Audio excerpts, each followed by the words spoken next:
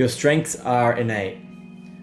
Through some nature and some nurture, you are a certain way that you've been predisposed to be. You have strengths and you have weaknesses, and whether you understand them or not is important as to how far you can go. Some people are wired to be optimistic, some people are realistic, some people like to go out more and talk, some people like to stay at home and not say much. But for the purpose of this argument and to explore how important it is that you understand who you are, we'll zoom in on an optimist. An optimist is wired to see the best in everything. They never have trouble making friends because they see past people's flaws. They easily navigate through problems because they always see the light at the end of the tunnel. On the surface, it sounds like an optimist is all positives.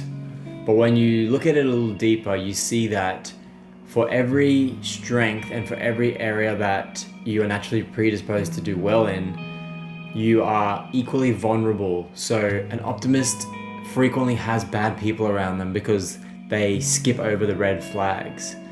They are susceptible to risks because they gloss over things thinking that nothing's ever going to go wrong. Now you can see how blindly leaning into your strengths can leave you at your most vulnerable. Like a boxer who has a strong right hand, once they throw that punch, they are open to a left hook, and that's exactly what we need to learn how to avoid. The greatest of faults is to be conscious of none.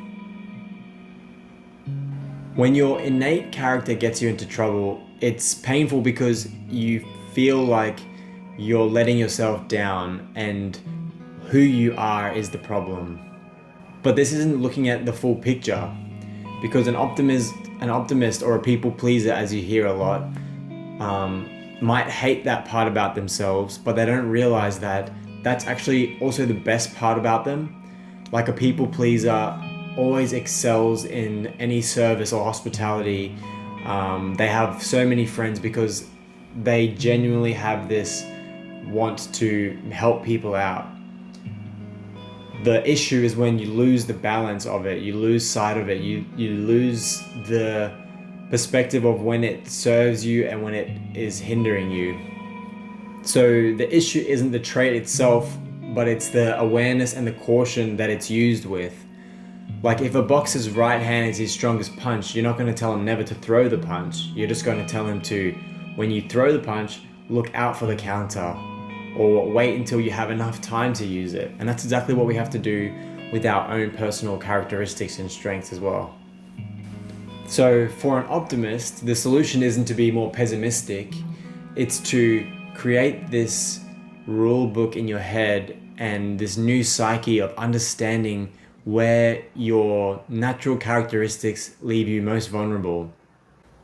For someone who's chronically optimistic, you want to introduce some kind of 24-hour rule before you say yes. So you have to think about it for 24 hours. Or when you're about to leave when you think you have to leave the house, you add an extra 20 minutes because you know you're being optimistic. And if you have a major decision and you know you can't always trust your gut because you're so optimistic, you should have someone that you trust that you can run these things by. So it's not about changing who you are, it's about being aware of who you are and where you might be lacking and where you need support, and then putting that scaffolding in place to support yourself. Whatever your natural edge is, whether it's optimism, courage, discipline, don't change who you are because who you are gets you into trouble. Learn how to build a life and a psyche around it to support yourself through it. If you can become completely aware of who you are, you'll start to notice when your natural traits are helping you and when they're putting you at risk. So I hope you enjoyed this video. I write a weekly newsletter every single week that these videos are based on, and they come out, the videos are based on old newsletters. So if you want to stay up to date, just subscribe below. It's free. It just takes 2 or 3 minutes to read them. And there's also music and movie recommendations at the bottom. So yeah, I hope you enjoyed it, liking everything, and yeah, see you in the next one.